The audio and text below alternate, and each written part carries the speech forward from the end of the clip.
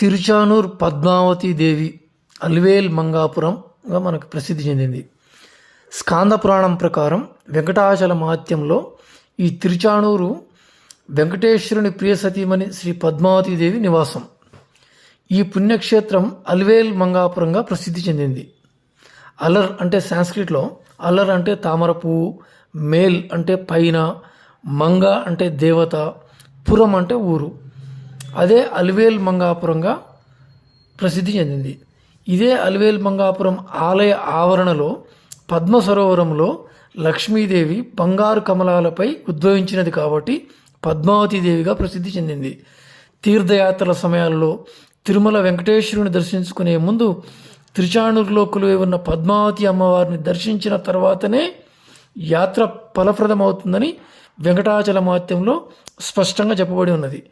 లక్ష్మీదేవి పద్మావతిగా ఆగమనం అనేక పురాణాల్లో వర్ణించబడి ఉన్నది. త్రిమూర్తులను పరీక్షించే యత్నంలో కోపిష్టి అయిన భృగు మహర్షి వైకుంఠంలో తన పాదాలతో భగవంతుని ఛాతిపై కొట్టిండు.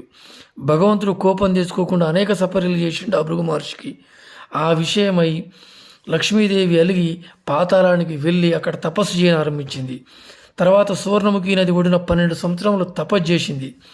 తర్వాత కార్తీక శుద్ధ పంచమి రోజు పద్మావతి ఈ లక్ష్మీదేవి ఈ పద్మ సరోవరంలో ఈ కమలాలపై ఉద్భవించింది కాబట్టి ఆ మాతను పద్మావతీదేవిగా మనం చెప్తున్నాం.